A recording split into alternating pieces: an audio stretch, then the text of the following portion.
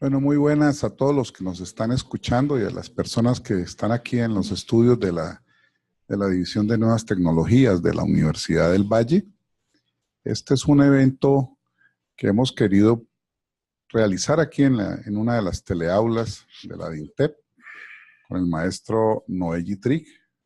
Y hoy vamos a hablar con Noé de un gran proyecto que ya está prácticamente finalizado, que es esta historia crítica de la literatura argentina. Son 12 volúmenes, están ya publicados 11, está faltando el último, el número 12. Aquí traje algunos para mostrarles el proyecto y el objetivo que hemos hablado con Noé para esta sesión es que Noé nos va a contar la experiencia de haber emprendido un proyecto de la magnitud de historia crítica de la literatura argentina, dirigida por él. Todos los volúmenes Noé hace los epílogos, el primero hace las presentaciones. Bueno, y por supuesto, pues su cargo fue el de director general de la obra, y fue una labor pues enorme. Y pues decirles que Noé es uno de los grandes estudiosos de la literatura argentina y latinoamericana, más de 60 años, una obra vastísima. No nos vamos a detener en su currículo, que es inmenso. Simplemente decirles que para la Universidad del Valle, para mi grupo de narrativa colombiana, la Escuela de Estudios Literarios de la universidad, pues es un honor, una honra poder tener aquí nuevamente, porque ha venido muchas veces a Colombia y a la Universidad del Valle, a Noé Yitrick, con el que vamos pues a establecer esta conversación con él, a partir de lo que él nos va a contar de lo que ha significado emprender una labor tan enorme como esta de la historia crítica de la literatura argentina. Por eso hemos titulado esta charla y la de mañana, ¿qué significa historiar la literatura de un país? Todas las aristas que esto tiene y la idea que tenemos acá, un poco alimentada por nuestros encuentros y conversaciones con Noé, es que algún día en este país, en Colombia, los académicos, con los desarrollos que ya hay de programas doctorales y maestrías, pues podamos también dar los primeros pasos para emprender una labor de esta magnitud. Hace unos 20 años, cuando escuché por primera vez a Noé hablando de este proyecto, esa idea le rondó en la cabeza de muchos de nosotros y se hicieron algunos encuentros en Medellín, en Bogotá, acá, para pensar en el tema. Y bueno, en el caso colombiano nos dimos cuenta que faltaba mucho por hacer, sobre todo porque este es un país muy fuerte en su configuración regional, país de regiones, y realmente las historias regionales aquí todavía estaban o están, a pesar de que ha habido avances eh, muy precarias, y eso solo lo puede resolver la academia. Creo que esto es lo último que voy a decir para pasarle la palabra a Noé. Este proyecto surge porque en el conjunto de América Latina, creo que la Argentina es uno de los países con una mayor trayectoria literaria, con un aparato, dijéramos, de investigadores, de críticos, que son los que han permitido tanto de dentro como de afuera. Cuando uno ve los colaboradores de estos volúmenes, se da cuenta que la Argentina no tiene críticos muy importantes, estudiosos, investigadores, incluso escritores que también se ocupan de la reflexión, como es el caso de Noé Crítica. Eh, Se me viene a la cabeza, por ejemplo, Ricardo Piglia, colaboró en el volumen de Sarmiento, y otros. Y esto da muestra de que se trata de una literatura que desde el punto de vista de sus estudios, de quienes la investigan, es muy poderosa. Dijéramos, los argentinos en eso sí, pues tienen mucho que mostrar y enseñar al continente y afuera también en la academia, pues, por ejemplo en la norteamericana. Existe ya una tradición de investigadores, profesores argentinos en las universidades norteamericanas, algunos también en Europa. En el caso brasileño hay cantidades de académicos de mucha importancia, como uno de los que colabora aquí, Raúl Antelo, en Río Grande do Sul. De manera que de esta experiencia, que creo que tenemos que aprender todos los académicos e investigadores en Colombia, es de lo que queremos hablar aquí con Noé. Entonces, mi estimado Noé, pues es como siempre, es una delicia y una fortuna tenerte a ti aquí, que has venido desde tan lejos a hablar de qué significa estudiar la literatura de un país como la Argentina. Bueno, es una especie de desafío hablar de algo que uno ha contribuido a hacer, ¿no? Y es como contar cómo uno ha construido una casa, ¿no? Cómo comenzó la idea, con qué se encontró, qué quiso hacer, qué grado de ejecución tuvo y qué grado de realización. Una especie de ritmo histórico entre satisfacción por lo que se iba logrando y ciertas reservas porque no se lograba del todo como uno quería, pero en fin, todo proyecto humano de largo alcance tiene estas características, ¿no? Y todos estos proyectos, o proyectos como este, o cualquier proyecto humano, tienen su momento de origen, a menos que responda a una obligación institucional, ¿no? Que se produce, digamos, como obligación en otra parte y que viene a llenar, a saturar un hueco. Es probable que una institución como una academia, por ejemplo, piense que falta hacer esto o lo otro y que promueva su realización, o tiene proyectos sucesivos que va completando, en fin, no era el caso. Este proyecto no surge de una obligación, sino surge de un conjunto de una historia, por así decir, ¿no? Y la historia es la de, digamos, la historia es la de muchos universitarios que se han visto obligados a enseñar, a dictar cursos, a cumplir con obligaciones académicas y que lo han hecho de acuerdo con parámetros más o menos establecidos en principio. En el ejercicio de la docencia han ido, seguramente a todos nos ha pasado, digo todos, cuando digo todos de todas partes, nos ha pasado que la realización pedagógica o transmisora de lo que estábamos haciendo había ciertos problemas y nos suscitaba algunas reflexiones, nos suscitaba la posibilidad de algunos cambios, de unas modificaciones, nos hacía cambiar año tras año a la luz en razón de las novedades que se iban produciendo en el mundo, de los alimentos, por así decir, intelectuales que se nos iban ofreciendo, de las respuestas que íbamos obteniendo, en fin, la variabilidad en ese sentido en una carrera larga de enseñanza tiene estas características y no creo que esté diciendo nada nuevo.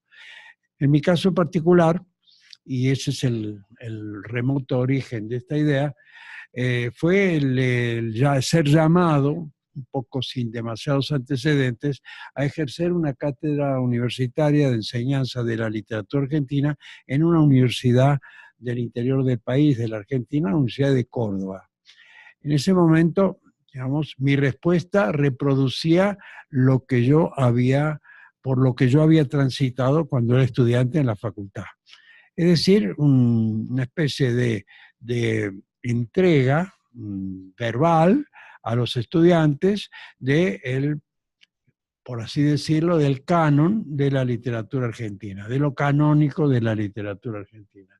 Es decir, esos textos más o menos consagrados, inevitables, de los cuales había que hablar y de los cuales yo tampoco sabía demasiado, nada más que lo que había estudiado, lo que había hecho como estudiante. De manera que, como en muchas otras circunstancias de mi vida, acepté el desafío, me entregué a él, sí, esto lo puedo reconocer con fervor, con entusiasmo, empecé a buscar material y organicé una cátedra que duró un par de años de enseñanza de la literatura argentina, siglo XIX y siglo XX, ¿no? Pero ese fervor era una especie de motor que funcionaba con otro ritmo respecto del ritmo de la enseñanza, ¿no? Por ejemplo, la idea o el despertar de una voluntad de escritura, que no estaba prevista en los planes de enseñanza. No me habían contratado para que yo empezara a escribir, a hacer poesía o a hacer relatos o incluso a hacer ensayos literarios, ¿no? Eso iba surgiendo a medida que los textos con los que yo me manejaba iban despertando estas posibilidades, ¿no? Y en verdad, digamos, no es tampoco nada extraño, porque el escritor, por llamarlo así, el escritor estrictamente de narrativa, el escritor de ficción, etcétera, el alimento le es proporcionado por las lecturas. No hay nada, ninguna obra que surja de la nada. Todas las obras literarias, todas las obras importantes de la literatura y las no importantes, las intrascendentes, todas surgen de un saber de lecturas, un saber literario, ¿no? Que puede ser tener un ritmo de incorporación diferente, pero que ahí está, ¿no? El ejemplo supremo es el Quijote, ¿no? El Quijote lee, Cervantes leyó todo eso que está allí, ¿no? Y bueno, y empezó a escribir a partir de ahí. La enseñanza, entonces, esos cursos de literatura motivaban digamos, una inquietud por escribir, por delinear algunos borradores, algunas páginas, por intentar algunas interpretaciones en forma de ensayos literarios, por hacer poesía, en fin. Pero además se me fue dando en el curso de los años la experiencia, de esa experiencia de enseñanza, la impresión de que eso era un imposible, de que cubrir una literatura yendo de texto a texto en los textos respecto a los textos consagrados era casi como recorrer la biblioteca. Y eso es una tarea imposible, es una tarea imposible. Los huecos son enormes, las omisiones son fatales, y lo único que las cubre es la esperanza de que al hablar de un texto determinado se suscite en los que escuchan el interés por muchos otros. Es decir, por ejemplo, para el caso argentino, decir Martín Fierro, supone que a los demás, a los estudiantes, les puede después interesar ir a la literatura gauchesca. Pero no se puede hablar de toda la literatura gauchesca en un curso para los estudiantes. Y así con cada texto. Decir, por ejemplo, ahora vamos a hablar de un texto de tipo realista, y a lo mejor incita a los estudiantes a buscar otros textos realistas e ir completando. En realidad la tarea del estudiante y del estudioso es la de un completamiento permanente. Si ese completamiento no se realiza, la enseñanza creo que fracasó. Pero entonces lo que me quedaba era esta sensación o esta lección. Yo no podía abordar una historia de la literatura tal como se presentaba, sino que podía, en cambio, tomar algunos momentos y considerarlos explosivos, expansivos. Entonces, claro, mi programa de clases se reducía, ya no era hablar sobre 15 escritores y 15 textos, sino hablar sobre 3 o 4, de manera tal que esos 3 o 4 estallaran y generaran un interés no por los 15 del programa o los 20 del programa, sino por los 200. Es decir, la biblioteca es un fantasma, la biblioteca es un espectro que está sobre todos nosotros. ¿Qué es lo que nos motiva por acercarnos a ella, a la biblioteca y develar su secreto? Pues el interés que despierta un elemento de la biblioteca, un descubrimiento en la biblioteca. La labor entonces del profesor era mostrar ese descubrimiento y dejar en libertad a quienes pudieran seguir adelante. Ese era el resultado de mi experiencia de 4 o 5 años de enseñanza de la literatura argentina en la Universidad de Córdoba. Un golpe militar, digamos, tuvo el acierto de echarme de la facultad, de expulsarme de la facultad. Se inició otra experiencia, recalé en Europa Y en Europa, digamos, tuve la impresión de que las cosas podían ser de otra manera, ¿no? Que iba más en el sentido de esto que yo sentía como resultado de mi experiencia. Pero tampoco eso tomaba mucha forma porque digamos, ser invitado a una universidad europea es ser siempre un invitado, es ser siempre un vecino incómodo. Nunca se es exactamente, no se llega a pertenecer realmente a ese sitio, ¿no? Entonces, claro, ahí uno también tiene que hacer concesiones, pero al mismo tiempo puede aprovechar otras cosas. Por ejemplo, yo tuve la suerte de aprovechar en el periodo que estuve en Francia de la gran expansión de la teoría literaria. La teoría literaria se desarrolló en esos años, en la década del 60 al 70, de una manera explosiva.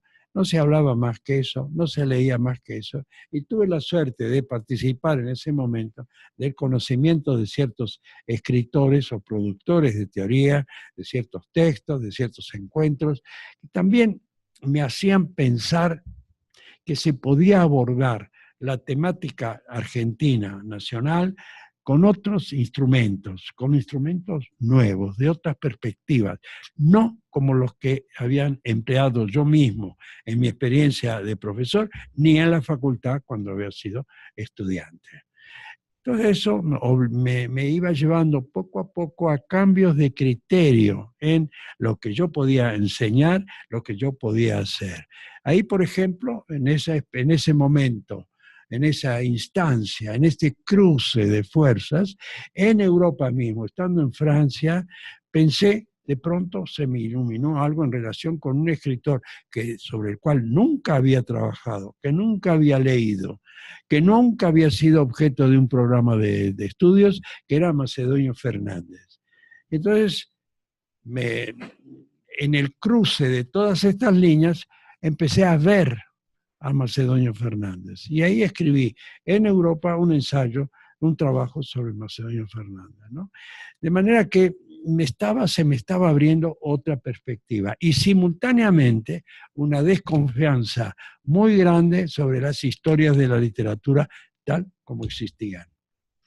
Y bueno, en esa mar tranquilo, en el que no navegaba ni para acá ni para allá, el problema era simplemente de actitud, o casi diría de conversación. Si de repente se hablaba de historia de la literatura, yo podía decir esto que sentía, pero no era un tema que yo promoviera, una conversación que yo promoviera. Si se quería hablar de los modos de encarar la literatura, yo podía quizá decir algo en relación con eso, pero nada programático, sino una manera, un momento de vivir la literatura en el que llegaban corrientes de todo tipo que se me iban incorporando. Se me iban incorporando de una manera muy suave, muy lenta, sin mayores problemas. Claro que yo ya de antiguo tenía cierta preocupación teórica, sobre problemas teóricos.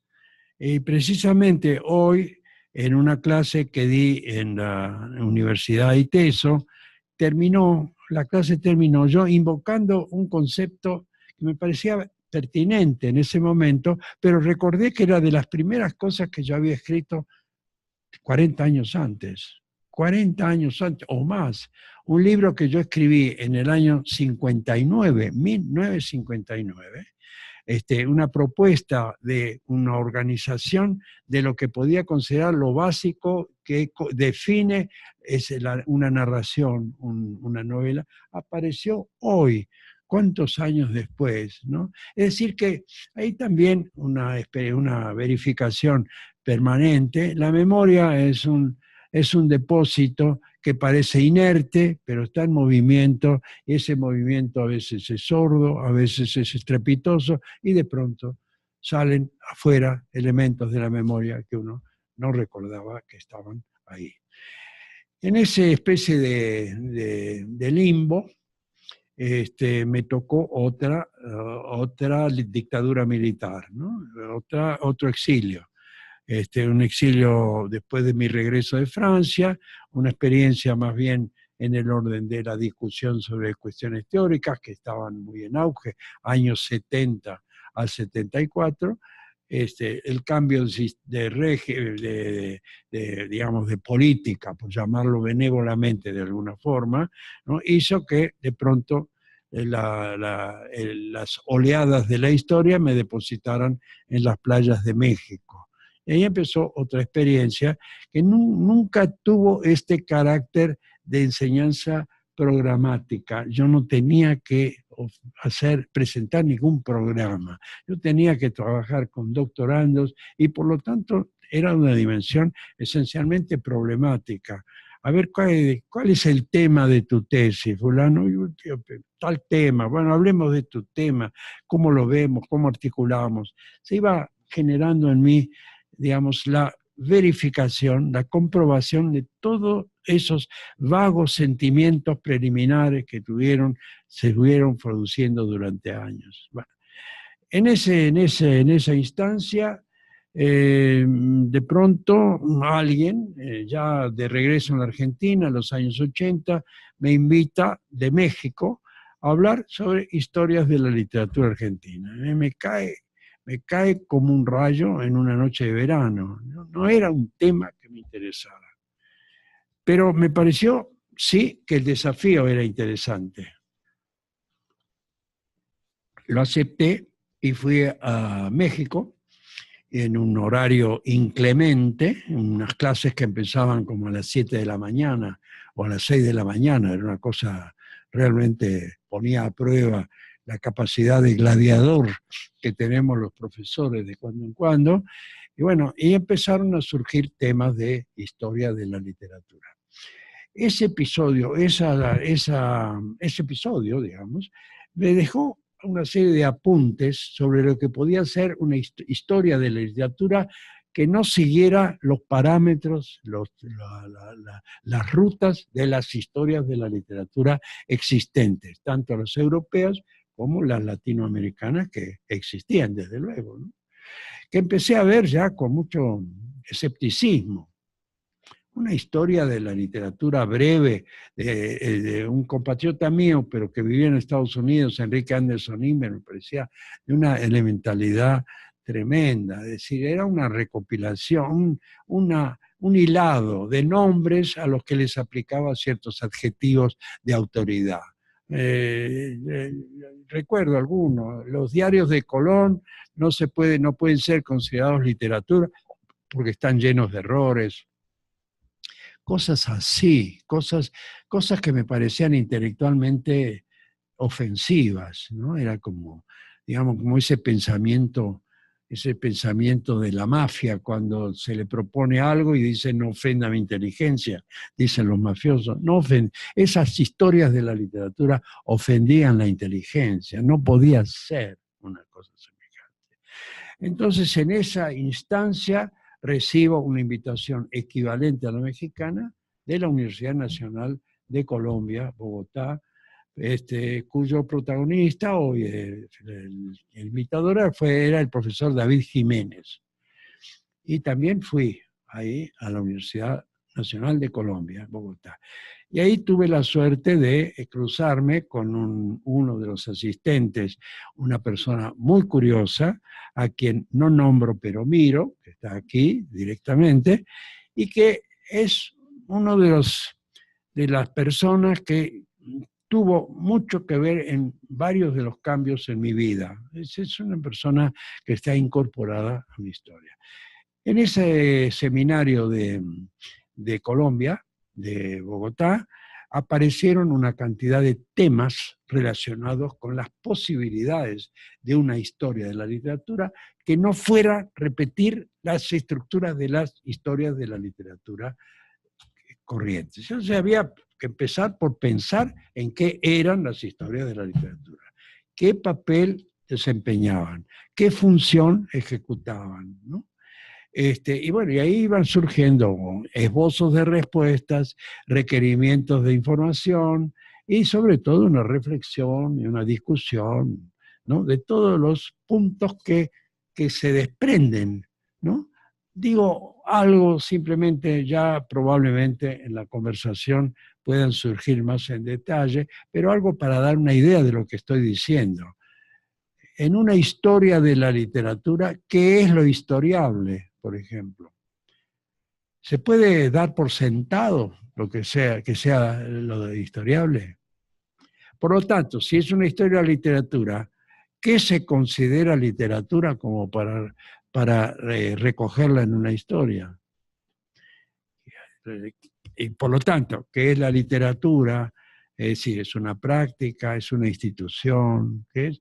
Empiezan a derivar una serie de preguntas que son bastante inquietantes, pero que tienen interés. Tienen interés porque acercan a este fenómeno global en el cual muchos vivimos, convivimos, pero sin hacernos, dando por sentado que eso descansa sobre conceptos firmes, no descansa sobre conceptos firmes. Lo interesante es justamente lo movedizo, lo que hay que ir descubriendo.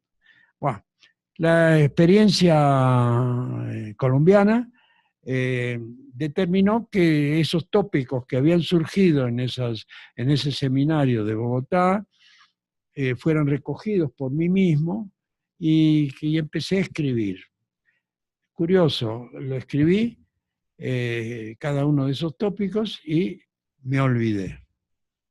Me olvidé de ellos. Los redescubrí hace 2 días. Tengo un libro escrito sobre historias de la literatura.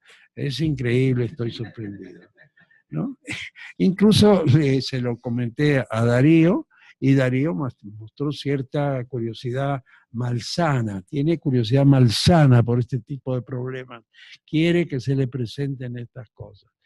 Bueno, en esta especie de permanencia quiso la casualidad que fuera una librería de Buenos Aires.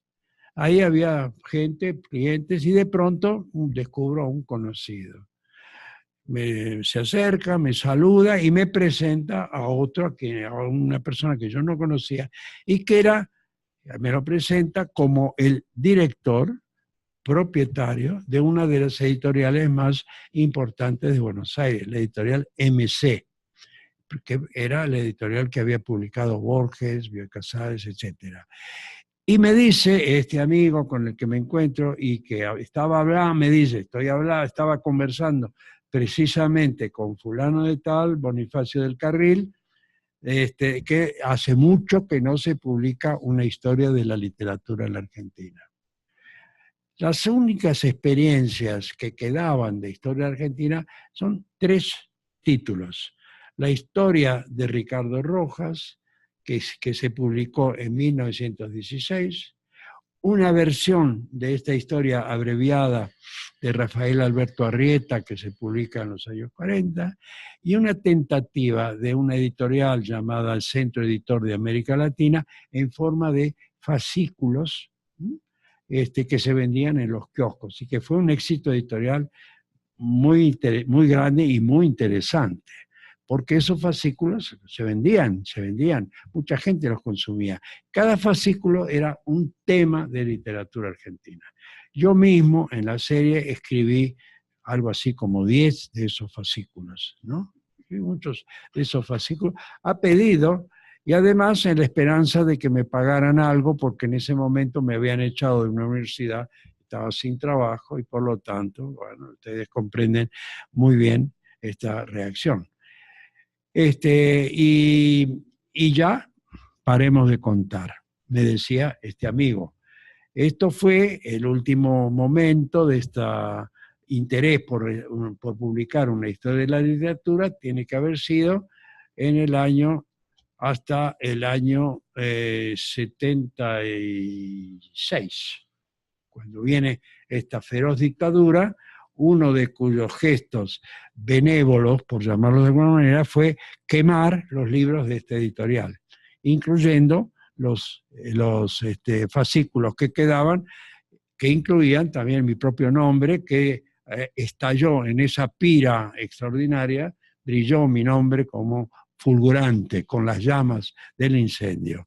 Bueno, Año 76, México, regreso a la Argentina, se produce esta conversación de que estoy hablando y me dice ahí en la librería, ¿por qué no hacemos algo? Me dice este amigo y este editor. Digo, bueno, hagan algo, hagan algo. Al día siguiente me llama, hay una llamada telefónica, me dice, estuvimos pensando en invitarte a que dirijas una historia de la literatura. Y entonces yo respondo, pero yo soy enemigo de las historias de la literatura, es decir, las he combatido, las he criticado, he ido de acá para allá. No, sí, está bien, pero intentemos. Y entonces el desafío, como siempre, me atrajo, me interesó. Entonces dije, a ver si podemos hacer algo diferente como historia de la literatura. Y me puse a reflexionar, a pensar. En un par de días llegué a alguna estructura, alguna idea y formulé un plan. Digo, formulé una idea. La idea era más o menos la siguiente, podemos profundizarla, pero era esta. La historia, lo que se conoce como historia, es un relato, es un conjunto de relatos. Y todos los relatos tienen estructura narrativa. Las historias, estrictamente hablando, griegas y latinas, son relatos. ¿Pero relatos de qué?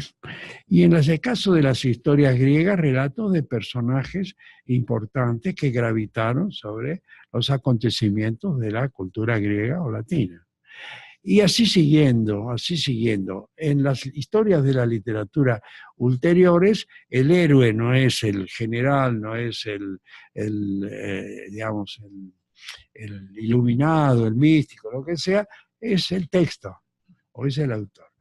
Consideremos entonces los textos. Dejemos de lado a los autores, consideremos los textos. Y consideremos en los textos, digamos, intentemos narrar lo que los textos nos siguen diciendo. Narrar eso en forma de una narración continua. Concebir entonces una historia de la literatura como un gran relato y como todo relato orgánico del siglo XIX, en capítulos. Cada capítulo, digamos, como los relatos del siglo XIX, que abre a un nuevo, cuyo final abre un nuevo capítulo. Es decir, hay puntos de transición en ese relato de la literatura. Entonces, pero para hacer ese relato, esos capítulos, digamos, primero, cada capítulo tiene que tener una definición. Tiene que poder ser definido en relación con un momento en el cual hay ciertas experiencias que señalan algo propio del desarrollo de ese objeto que llamamos la literatura argentina. Pensé en esos momentos y se me ocurrió, quizá con una mentalidad de pequeño comerciante, en una docena. Sí, saben que ya la docena, el concepto de docena quizá ya no se maneja, pero bueno, era una manera, una medida muy canónica, muy imaginativa. Hice un programa de 12 capítulos, es decir, de 12 momentos, cada uno de los cuales encerraba en los gérmenes de una transición que daría lugar al siguiente, y así siguiendo. Terminado eso, hice un pequeño plan, formulé, sí, puedo hacerlo, puedo empezar a encararlo. Mi propuesta es esta, una historia de la literatura de 12 capítulos que tienen los siguientes títulos. Por ejemplo, el primero es un despertar, lo llamé Una patria literaria, porque en el comienzo de la literatura argentina, el gesto de escritura está muy ligado al nacimiento de una nación. Entonces, era una patria literaria. Y el último capítulo digamos, señalaba lo que había ocurrido en el país, en el plano cultural, político y anímico, y cómo había afectado a la literatura. El último capítulo se llamaba Una literatura en aflicción. Es decir, ya no era un criterio literario, de tal movimiento a tal movimiento, de tal obra a tal obra, de la consagración de del éxito, de los grandes valores de determinadas obras y otras cosas, sino, digamos, pensar en esas dinámicas, en las dinámicas que podían estar en cada uno de los capítulos. Y bueno, presenté esa idea a la editorial dijo que sí, me hicieron un contrato absolutamente leonino, ¿no? Un contrato tremendo, leonino, porque una editorial comercial, es decir, querían hacerlo, pero pensaban que no iba a ser un enorme negocio editorial, no era tener los derechos de 100 años de soledad, era una historia de la literatura argentina, ¿no? Y concebida de esa manera nueva, que yo creía que era nueva y yo creo que es nueva, en relación con las historias de la literatura existentes en la Argentina y fuera de la Argentina, ¿no? Bueno, entonces me puse a la tarea. Convoqué a una cantidad de gente que estaba trabajando conmigo, les expuse la idea y les propuse que asumieran cada uno un capítulo. Y la idea me parece que la comprendieron, me parece que la sintieron y la comprendieron.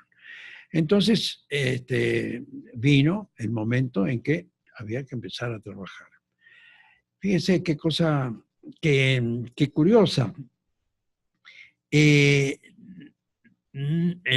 Quien aceptó la responsabilidad del volumen que abría la historia, del primero, no era quien podía ponerse en la tarea de inmediato. Porque como el proyecto era de una editorial, como no había un subsidio ni un salario como que nos permitiera ser rigurosos con las exigencias, había que respetar los trabajos de la gente, los compromisos, las urgencias, ¿no? Y por lo tanto quien se había comprometido al primer volumen no podía asumir la responsabilidad de hacerlo ya. Quien podía asumirlo en esa discusión colectiva que se realizó era el responsable del número 10. Y entonces empezamos a trabajar con el número 10 en Empezamos a trabajar con el número 10. Entonces, claro, cuando estábamos trabajando con el 10, y naturalmente cuando se terminó, pero voy a decir más o menos cómo lo hicimos, y me preguntaban, pero ¿tú crees que una biblioteca responsable va a comprar un libro que aparece con el número 10 antes que el número 1? ¿Y va a aparecer el número 1 alguna vez? Un desconcierto. Y además los libreros, esa gente, ese sector indispensable y abominable, ¿no? Con el que tenemos que padecer, pero que es la voz de la razón y el realismo en este tipo de cosas. Dice lo que se puede y lo que no se puede. Pero ¿a quién tenemos que convencer a la gente de que esto va a seguir? Bueno, pero justamente la casualidad quiere que quien pueda ser primero el número 10 responda al criterio no cronológico de la redacción, de la concepción misma de la literatura. No estamos haciendo una cosa que vaya de año en año, de década en década, de siglo en siglo.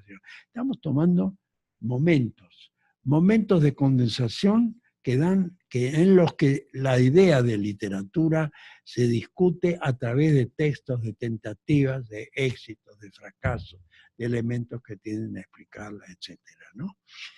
¿Cómo hacerlo? Y bueno, con cada director de volumen, era una discusión, una conversación, una plática, un arreglo sobre qué constituiría, qué interpretaría ese momento en un trabajo literario, un trabajo concreto, ¿no? De alguien, de otra gente, porque contrariamente a la tradición de las historias de la literatura, esta no podía ser la obra de una sola persona.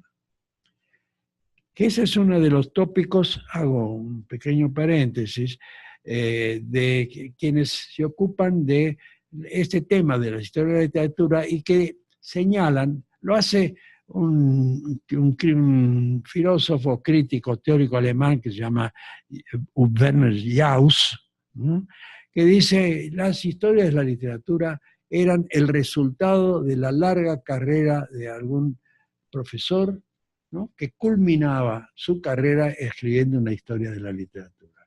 Esas historias francesas, Lanson, todo, hay una cantidad, son obras de un hombre. Y eso subsistió hasta la actualidad. Un día estaba yo en Buenos Aires, me llamaron que el autor de una historia italiana estaba de visita y que podíamos hacer una conversación en la Feria del Libro de Buenos Aires.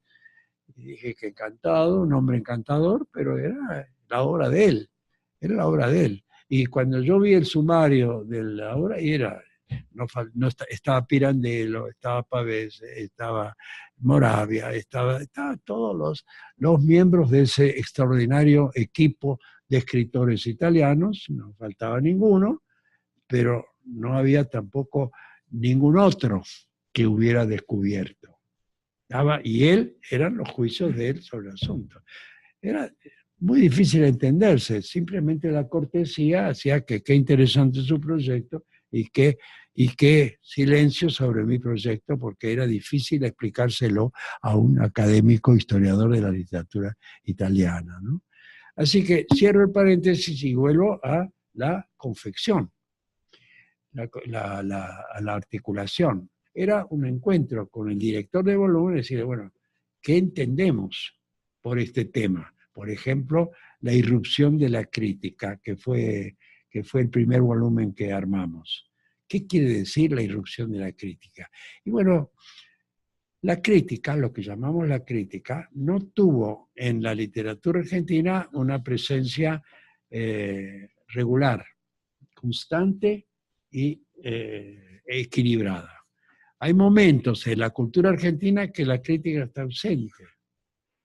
Podemos pedir crítica en el último tercio del siglo XIX. No hay. Apenas empiezan a apuntar a algunos que se dicen, bueno, tratemos de saber de qué se trata en el libro tal, el libro cual, porque como en Europa sí ya estaba más desarrollado, había también que hacerlo, ¿no? Pero no. A principios del siglo XX no hay crítica. Hay críticos, pero no hay crítica.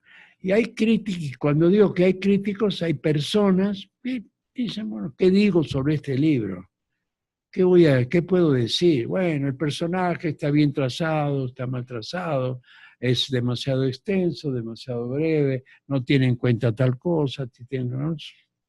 Digo, algo que arrogantemente estaba considerando que era innecesario, que era absolutamente redundante, innecesario. Esos críticos nos decían a quienes no nos habíamos dado cuenta al leer un libro que había que mirar si ese personaje era, pero eso no era solo argentino.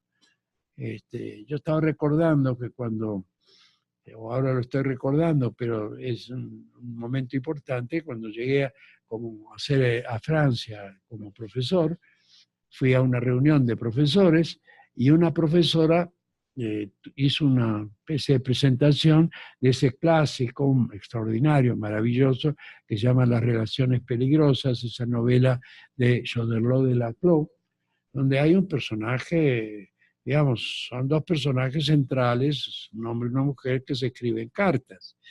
Y esta mujer, esta profesora, indignada, observó que fulanita de tal, Madame de, no me acuerdo cómo se llamaba, era una puta.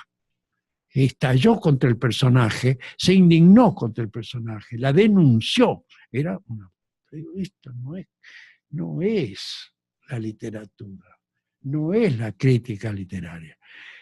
Surge en la Argentina en un momento determinado y a raíz de situaciones sociales y políticas muy complejas, a partir, digamos, del peronismo y de la caída del peronismo, un intento por hacer otra cosa, un intento por ver la literatura de otro modo. Y eso se va imponiendo. Ese intento yo he compartido un poco uno de los momentos de ese intento en una revista que tuvo una cierta trascendencia que se llamó Contorno, que nos propusimos revisar una cantidad de textos de la literatura argentina de otro modo. Nos revisábamos los textos, nos los criticábamos, íbamos más allá. No llegaste a nada, tienes que ir más lejos, no puede ser, sí puede ser, qué buena idea, cómo se articula. Otra cosa, era una publicación puramente universitaria, quería salir del ámbito universitario, pero salió un poco. Después, con los años, digamos, se fue retomado el intento, e incluso la Biblioteca Nacional de Buenos Aires hizo una edición facsimilar de todos los números de la revista muchos años después, y se empezó a creer que esa revista había hecho un giro en la consideración de los fenómenos literarios.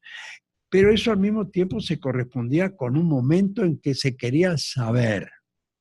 Ese momento en el que se quería saber se encarnaba en determinadas obras, determinados autores, determinados temas que empezaban a surgir, y a eso lo llamamos la irrupción de la crítica.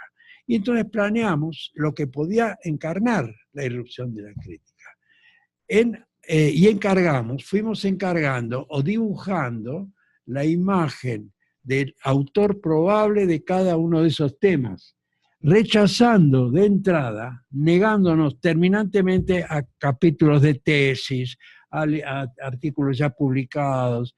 Queríamos que fuera ejecutado a la luz de nuestro proyecto y no simplemente como un depósito rutinario de ejercicios literarios, académicos, solemnes, cristalizados, algo nuevo. Entonces, fuimos encargando esos trabajos, fuimos encargando. Y curiosamente, digo curiosamente porque todos los seres humanos somos holgazanes por naturaleza. Nadie quiere trabajar así fervorosamente. La vida nos obliga a trabajar.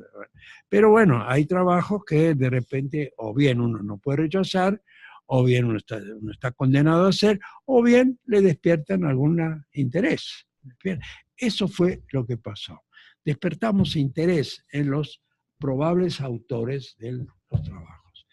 Luego empezamos a encargarlos. La paga era mínima, porque la editorial, no prefiero no hablar del asunto, pero era un proyecto. Era un proyecto que tenía un sentido más allá de la posibilidad editorial o de lo que la editorial podía hacer, aunque era una editorial prestigiosa.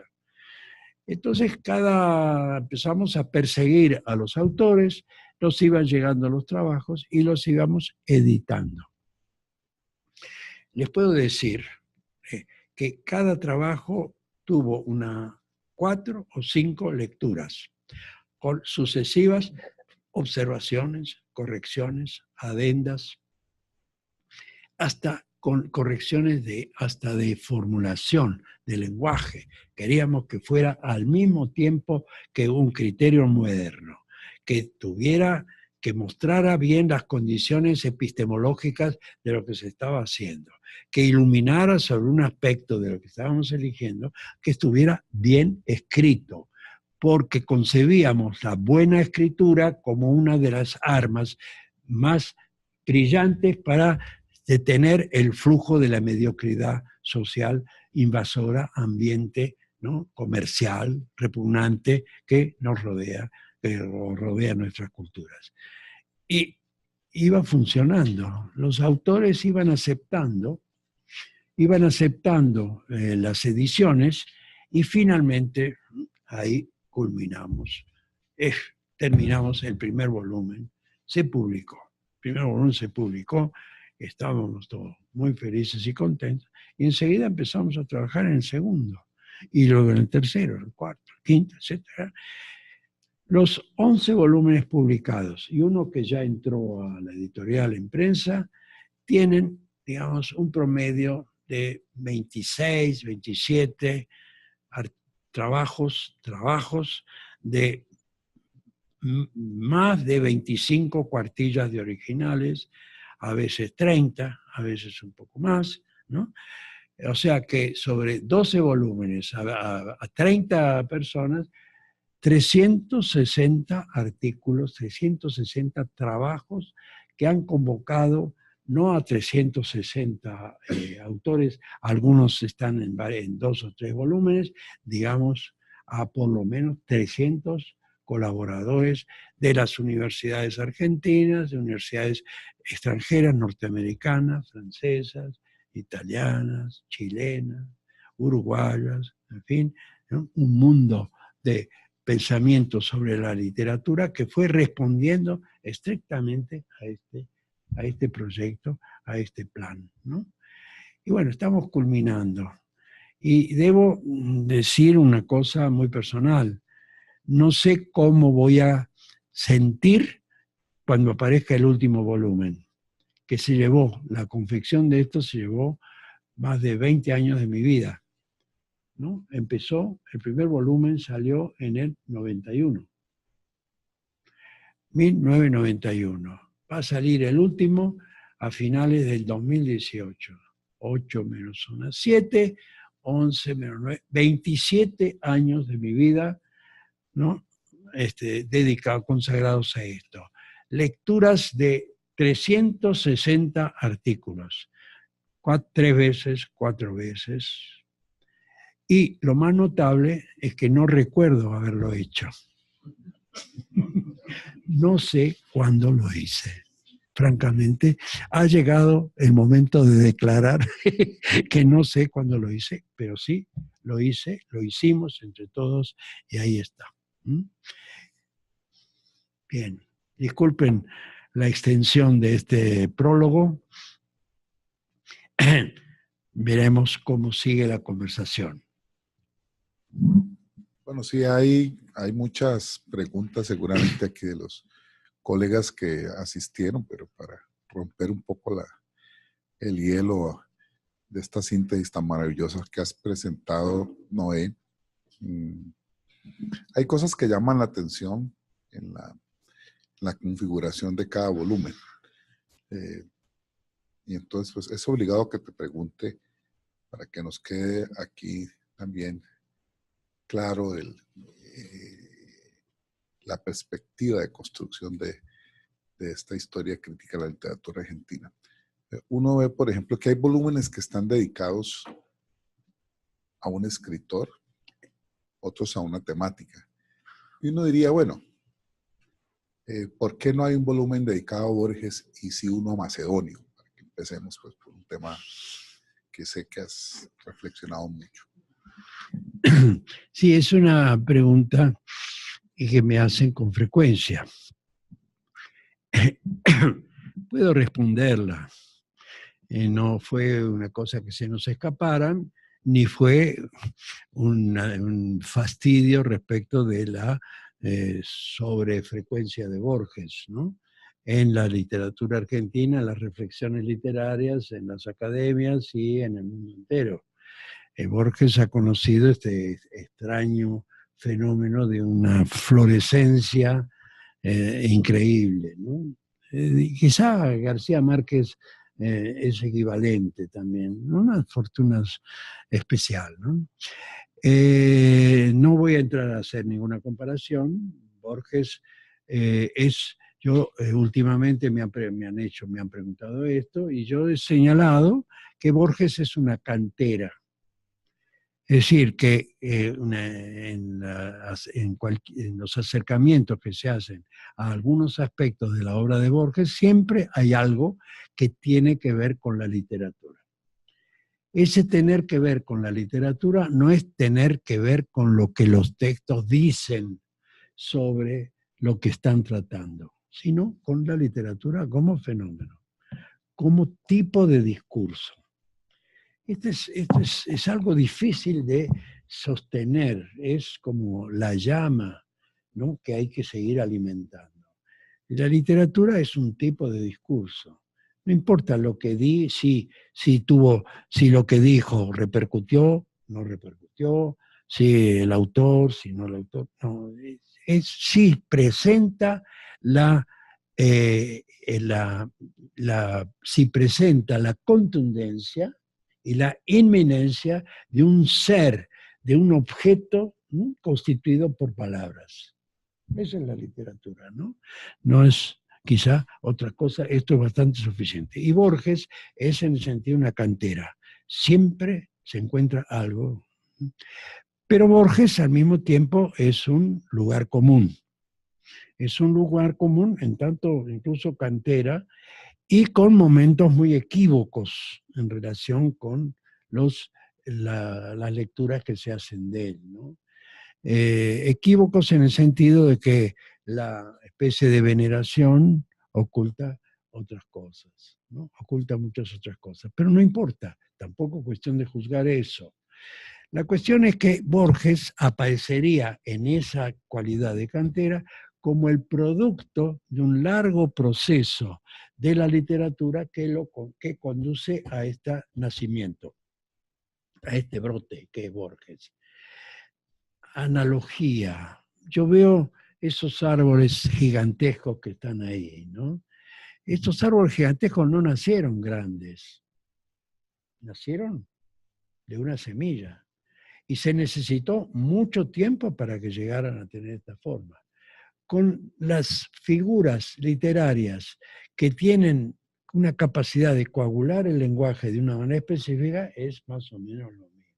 Resultan de vastos procesos, ¿no?, de transformación, por llamarlos así, que empiezan, ¿no?, en el caso de Borges, empiezan con digamos, la crisis intelectual que se produce en Europa después de la Primera Guerra Mundial, cuando aparecen las vanguardias que ponen en cuestión toda la literatura, todo el gesto literario anterior, el realismo, el naturalismo, el romanticismo y todo eso.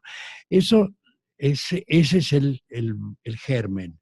De ese germen van saliendo manifestaciones, que son las experiencias de vanguardia. Y Borges las vive todas, las vive, las ejecuta y las olvida, y empieza a lo largo de su vida a tener, digamos, su presencia autónoma, propia, etc. Pero es producto de todo eso. Macedonio Fernández no es eso. Macedonio Fernández es el brote en estado puro. Es alguien que desde la soledad genera un cambio fundamental en la literatura, en la concepción de la literatura argentina, y algo más. Cada día que pasa, algo más, porque la presencia de Macedonio se va instalando en muchos otros lugares. Es un misterio porque su obra es pequeña, porque su obra es difícil de lectura para el lector fluido y corriente. Pero ahí está todo lo que puede, lo que implica una torsión en la relación entre de esta práctica que se llama literatura y el tiempo. Es alguien que irrumpe y corta. Es alguien como que dijera, hasta aquí llegamos y ahora tenemos que entrar en el abismo, entrar en lo desconocido, entrar en lo que puede ser. Borges no. Borges continúa, Macedonio rompe. Nos interesaba entonces en la estructura del volumen los momentos de esa ruptura, esa transición, esa mirada sobre el abismo, ¿no?, en el siglo XIX y en el siglo XX. Respuesta: en el siglo XIX, Sarmiento. En el siglo XX, Macedonio. Borges está en todas partes, pero no me molesta. La pregunta no me molesta. Y lo que puede pasar con la respuesta no me preocupa. Creo que eso responde a un criterio. Y ese criterio está encarnado en estas dos figuras. La llegada entonces después, o mejor dicho, en la ejecución del libro a Sarmiento, creo que nos lo prueba. el volumen sobre Sarmiento, puedo decir que es, digamos, como decirles, casi uno de los puntos máximos de la comprensión de esta obra tan singular de este hombre. 60 volúmenes de obras completas, 80 volúmenes de obras completas, una diversidad de situaciones, una diversidad de tentativas que hacen de esta figura y de lo que escribió algo absolutamente singular y que propone justamente, hoy lo decía con este grupo de estudiantes, Sarmiento propone incluso, además de muchas cosas, propone una literatura de otro tipo que no esté sujeta a los modelos, a las estructuras literarias europeas y su propuesta queda ahí flotando en el aire y a lo mejor es ejecutada muy indirectamente justamente en todos los textos de ruptura que se pueden haber dado mucho después de él y sin pensar en él como, digamos, como que está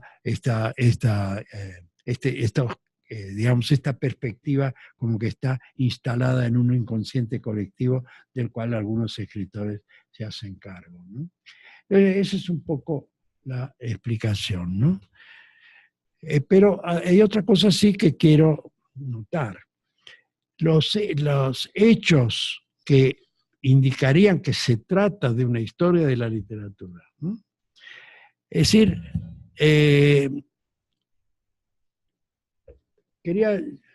había que diferenciar inicialmente entre dos expresiones. Una es historia de la literatura y otra es historia literaria. Historia literaria supone un sustantivo que es historia y un adjetivo que es literaria. ¿Qué es lo principal? ¿La historia o la literatura? Porque cuando un sustantivo se reúne con un adjetivo, hay un desplazamiento de cualidades semánticas de un lado a otro. Ese desplazamiento de cualidades semánticas se llama imagen. Es la imagen que se produce, ¿no? Si decimos, en cambio, historia de la literatura aparece como una entidad del que la historia se tiene que ocupar. Y la historia de la literatura se ocupa de la literatura, como la historia de la arquitectura se ocupa de la arquitectura, como la historia de la economía, como la historia del rostro, que unos amigos míos franceses han elaborado, se ocupa del rostro. ¿Cómo lo hace la historia? ¿Cómo determina esa historia su objeto, que es la literatura? Empieza por tener una idea, una definición de lo que considera literatura. La puede considerar como realización, como proeza, o la puede considerar como materia en gestación, en elaboración.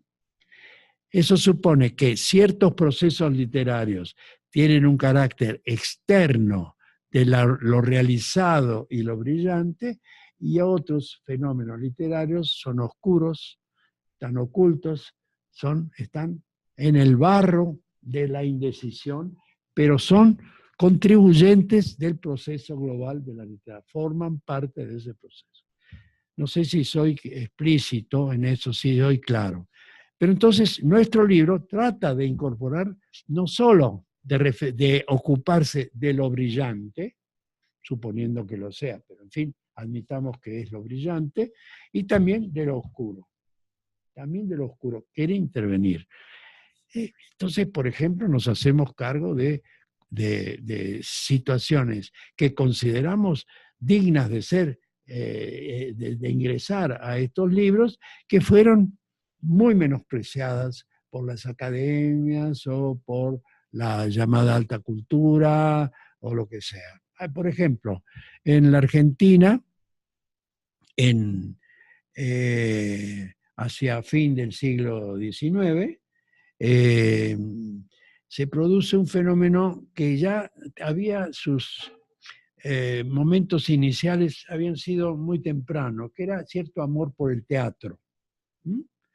Ya en 1815, 20, ya se traían compañías de teatro europeas para hacer representaciones teatrales. Ya poco a poco empezó a haber embrionarios, primitivos, escritores de teatro, de obras de teatro, y interpretaciones muy, muy indecisas, pero había una decisión de que hubiera teatro. Incluso cuando el país se pacifica después de la caída de Rosas, 1850, 52 más o menos, ahí en ese momento, y que hay un periodo en que empieza a haber una idea de organización nacional, pocos años después, una década o dos, se constituye una sociedad de autores dramáticos, que eran al mismo tiempo, casi algunos eran los próceres de la historia argentina de ese momento, ¿no? Pero entonces hay esa proclividad al teatro. Los españoles empiezan a tener una presencia, se reconcilian con la Argentina. No es como, no ocurre como últimamente el presidente Macri, que al ex o al rey de España le dijo qué pena deben haber sentido los españoles por haberse tenido que ir de la Argentina en 1810. Se compadeció de los españoles que habían perdido estas tierras y demás. Los comprendió sensiblemente, ¿no? Y ese, digamos, el precio del ridículo es muy elevado, ¿no? Muy elevado. Bueno, empieza las relaciones con ese aspecto de la cultura española, se restituyen, empiezan a llegar compañías de teatro españolas y traen género chico, lo que llamamos género chico. También viene ópera italiana, francesa, género chico. Muchos de ustedes han estado en Buenos Aires, seguramente han ido al Teatro Colón. Teatro Colón, tal como lo ven, es tardío. Antes hubo otro teatro que precedió, que se llamaba Colón también, y antes hubo salas en las que había ópera europea, ópera francesa. Hay una novela, hay las novelas del periodo naturalista en la Argentina, novelas de Eugenio Cambaceres y de otros escritores naturalistas, en que casi siempre aparece que el personaje central argentino, un niño bien, se trata de seducir a una soprano italiana o francesa, ¿no? Es decir, la novela toma algo que era propio del momento. Los españoles traen el llamado género chico, que es la zarzuela, que es teatro cantado, ¿no? Y la zarzuela prende en el público, ese público que ya necesitaba expansión. Estamos hablando de los años 70, 80. Y de pronto alguien piensa que tema argentino puede dar lugar a obras de teatro argentino. Eso da lugar a la creación de una especie de subgénero teatral llamado sainete criollo, en el que se toman personajes ya mezclados, criollos y productos de la inmigración, en una mezcla así, de lenguaje, de situaciones, y se producen espectáculos. Lo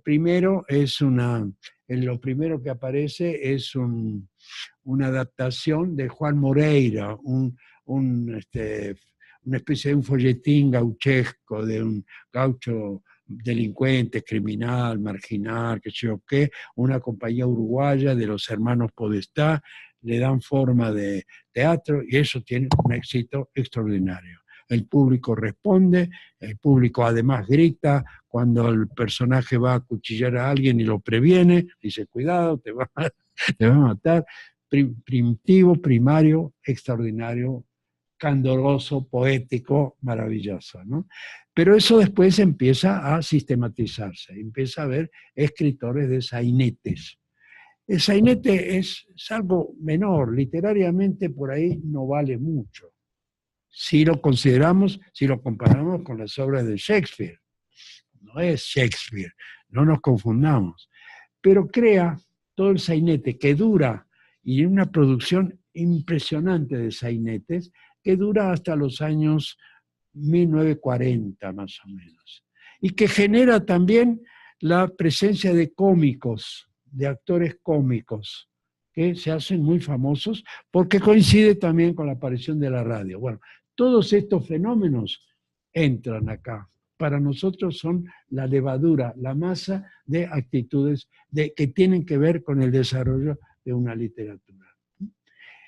Y muchas otras cosas semejantes que pueden parecer menores, pero que conviven con las que han sido consagradas como mayores, pero que obligan también en una discusión de una mayor seriedad, ¿no?, a considerar por qué las obras mayores son mayores.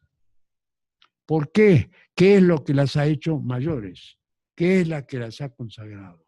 Sí, la idea del canon, por ejemplo, aparece puesta sobre la mesa. No aceptamos el canon, problematizamos. Queremos saber por qué el Martín Fierro llegó a ser el Martín Fierro.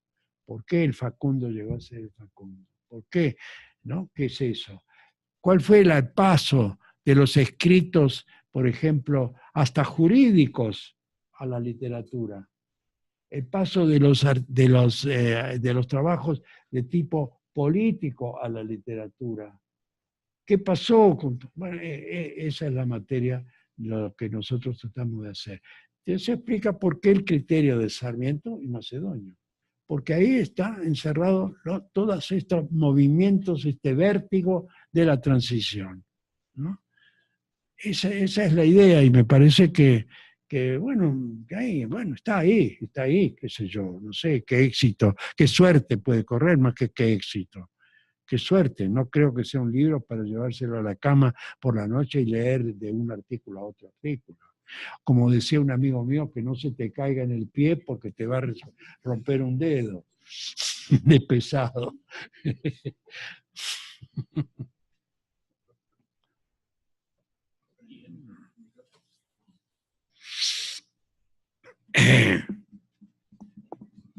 Sí, maestro, imagino que haya sido muchísimas las dificultades para, además de, pues, imagino que su prestigio hizo poder que se agruparan una serie de estudiosos para poder no solo concebir, sino sacar adelante el proyecto. Es decir, qué tan problemático fue poder, digamos, unificar como ese criterio, porque con la multiplicidad de gente que participa, imagino que haya sido también problemáticos los enfoques que algunos de esos textos debieron haber tenido a una concepción original que fue armada. ¿Cómo se resolvió eso? Muy buena pregunta, porque ese fue uno de los problemas principales de realización y de convivencia. El punto de partida era que teníamos que respetar las respectivas formaciones. Es decir, sí, y sabíamos que fulano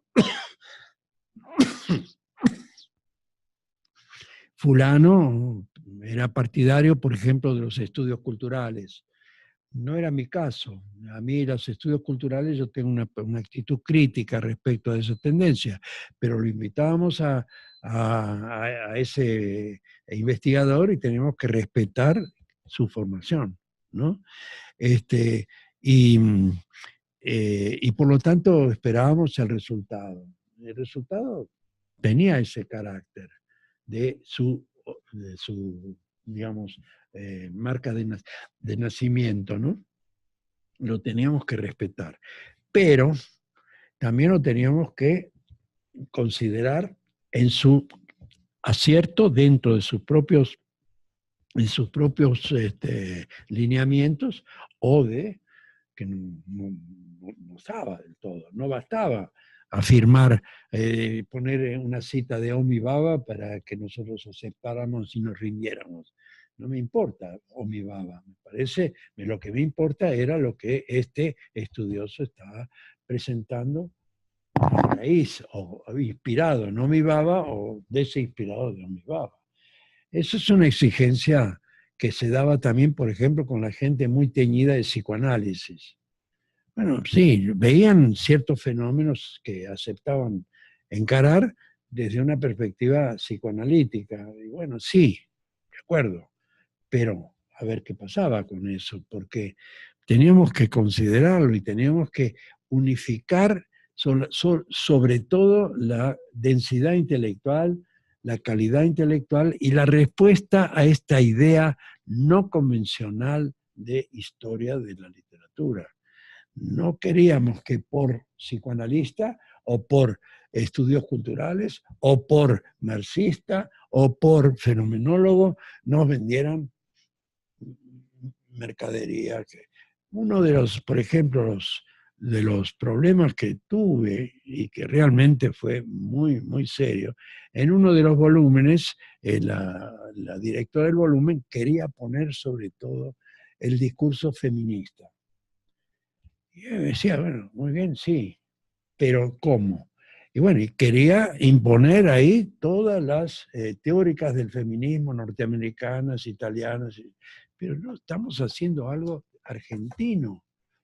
No podemos gastar todo nuestro esfuerzo enorme para dar lugar a los teóricos del feminismo.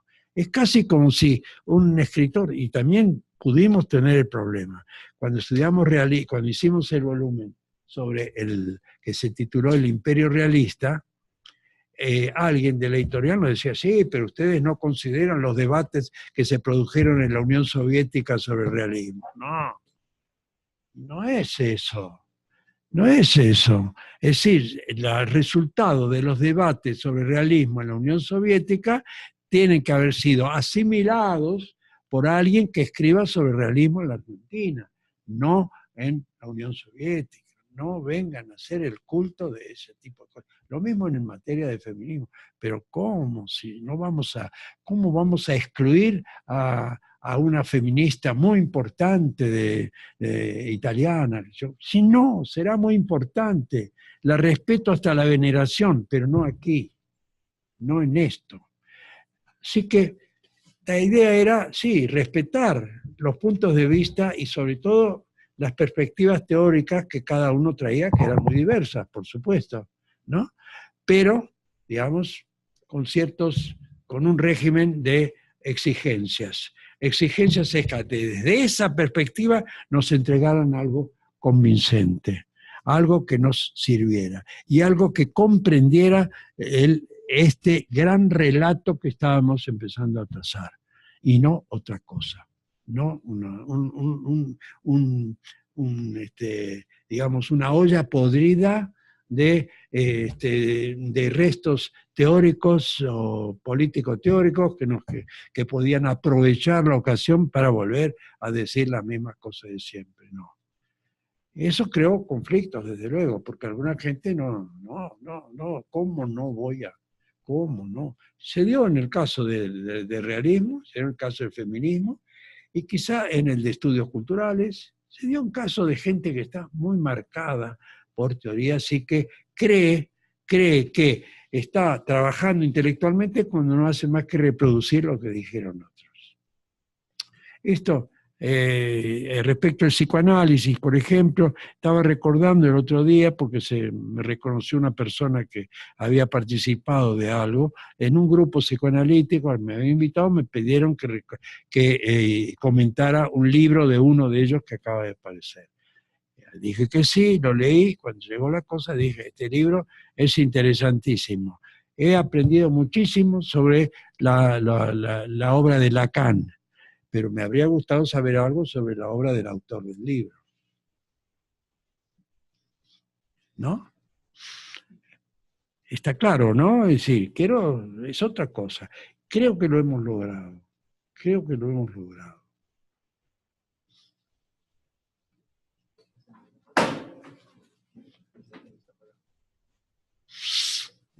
Bueno, yo quiero hacer una pregunta sobre, bueno, son varias, pero tengo que escoger un hito. Debe haber muchas. También con la selección de las obras, ¿no? ¿Cómo superar esas obras que tienen unas leyendas muy significativas? Aleja un poquito. ¿Cómo superar esas leyendas de las obras, por un lado, y también en ocasiones con otros textos que son textos que están restringidos y que son del dominio de los académicos y que no tienen una circulación en el lector corriente, como usted lo llamó. Lo digo porque, por ejemplo, cuando recorría las librerías buscando la obra de Guiraldes, me encontraba en las librerías que me decían un libro y lo demás perfectamente olvidable. O me iba a los sitios donde estaban los repositorios de los trabajos académicos y estaba la vitalidad de la obra, pero desde una perspectiva académica, casi siempre con esa lógica así tributaria del pensamiento europeo. Sí. Encontraba uno por ahí la librería Ávila, donde había algunos trabajos alrededor de Guiraldes. ¿Cómo superar esos determinantes de unas obras que eclipsan y otras obras que quedan allí como parte de la autoría, pero pues que no se consideran? Sí, yo digo, se trata de estimular y confiar, de estimular primero y confiar en la lectura, pero poniéndole a la noción de lectura, poniéndole ciertos elementos, ciertos requisitos, ciertas exigencias. Digo, todos nosotros, creo, los que estamos acá y muchos más, hemos sido, por ejemplo, examinadores de exámenes de licenciatura, primeros años. A ver, señor, señorita, joven, jovencita, a ver, ¿qué leyó? Y leí un libro de fulano de tal, ¿y quién? No me acuerdo bien del apellido. ¿Y cómo era el libro? Era un libro de tapas rojas y... Digo, pero lo leyó, sí, lo leí, pero no me acuerdo de qué editorial era. No, yo editorial no sé, no es lectura eso. La lectura, ¿qué es la lectura? Es un tema en sí mismo sobre el que hay que trabajar. La lectura es descubrimiento. La lectura es asombro. La lectura es percepción. Muchas cosas, sobre todo, digamos, cuando se trata de estos niveles de lectura. No le podemos pedir a alguien que va a la playa a leer una novela, digamos, un bestseller para pasar un rato, que esta cuestión. Leyó, se acabó, se olvidó, no tiene importancia. Digo, en términos, estamos hablando de una empresa de historia de la literatura y estamos hablando en una universidad. Estamos hablando en un lugar donde esto tiene que ser, es algo serio, comprometido. La lectura es descubrimiento, es percepción. ¿Percepción de qué? Percepción de que realiza una mirada que está preparada para ver ciertas cosas que otras miradas no ven. Otras miradas no ven. Doy un ejemplo, o puedo dar un ejemplo de algo que a mí siempre me ha preocupado, ¿no? Yo creo que en una presencia aquí en esta universidad mencioné un poco la cosa, me parece recordar. Una frase que se ha popularizado mucho, se ha reproducido mucho, de un poeta alemán del siglo pasado llamado von Brentano, que dijo, Dios está en el detalle. Dios está en el detalle. Creo que la debo haber dicho, porque la digo siempre, porque me parece muy, muy importante esa frase, ¿no? Dios está en el detalle. ¿Qué es el detalle? El detalle es la diferencia. El detalle es aquello que parece escaparse a primera vista y que una mirada perspicaz se detiene. ¿Qué es el detalle? ¿Qué es la moldura, el pliegue de esas cortinas? Ese es un detalle. Hay quien no lo ve. Yo sí lo veo. Me tengo que detener en el detalle. Entonces veo una obra, digamos, una gran obra, lo que sea, arrolladora. Es el drama de Hamlet, qué duda. Ayer le decía, mi mujer tiene que hablar sobre Hamlet el domingo en un programa de no sé qué, de la Feria del Libro de Buenos Aires. Y le dije, mira, ¿por qué no te fijas en este aspecto? Si Hamlet, que estaba con su puñal dedicado o consagrado, o tenía el propósito de matar al impostor, a su tío, se desvía y lo mata a Polonio, esto significa que Hamlet no es una novela, un drama policial, sino una tragedia. En el error de la dirección está la tragedia. Es el detalle. No es solamente que mató al pobre viejo. que después ocasionó que la hija enloqueciera y que el hijo quisiera asesinarlo. Literariamente es eso, esa es la mirada. La mirada, entonces, está preparada para ver. Entonces, la posibilidad de acercarse a los grandes, a los llamados, considerados con razón, grandes textos de la literatura, es para ver eso, para ver aquello que aparentemente se escapa, aquello que está, ¿no? Podría empezar exigido, podría empezar a dar detalles de cosas que yo he hecho. A ver, voy a dar uno, porque un cuento de Rulfo.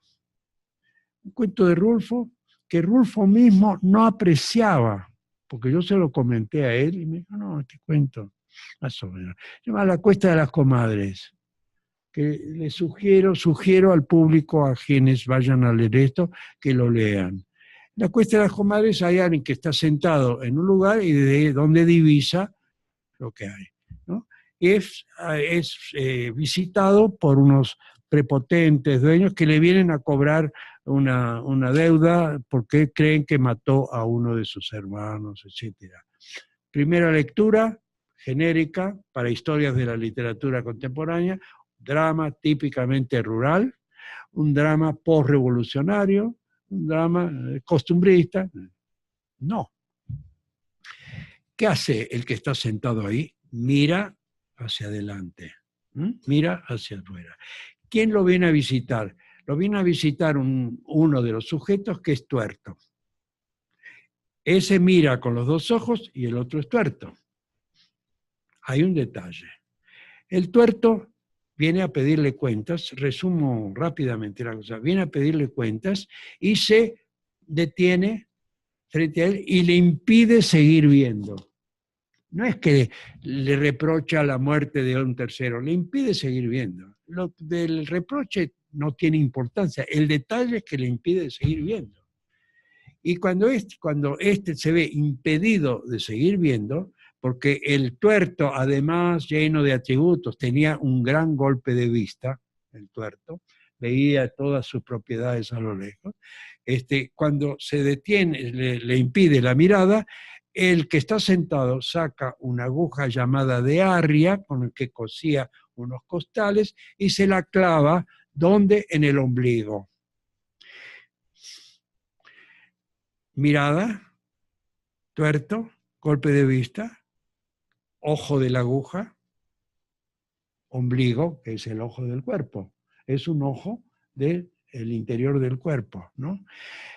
¿Qué quiere decir esto? Que hay elementos en el texto que primero lo sacan a ese texto de cuento rural, cuento postrevolucionario, cuento de acá, cuento de allá, y que muestran que hay operaciones de escritura que no están determinadas y que pertenecen a un orden casi del inconsciente que gobierna la escritura.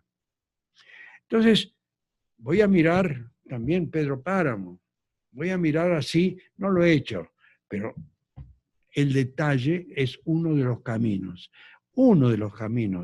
y la aplicación no es un camino, la explicación es una reducción.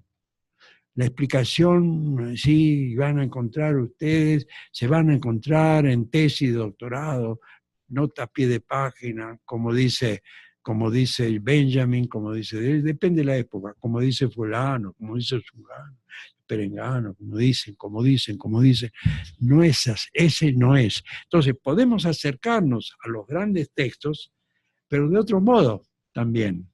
Si pude ver en Hamlet este detalle, que me lleva a una consideración estrictamente literaria, porque esa pieza no se permite ser policial y sí se permite ser tragedia, nada menos. Porque la tragedia es algo muy imponente con lo que tenemos que convivir, ¿no?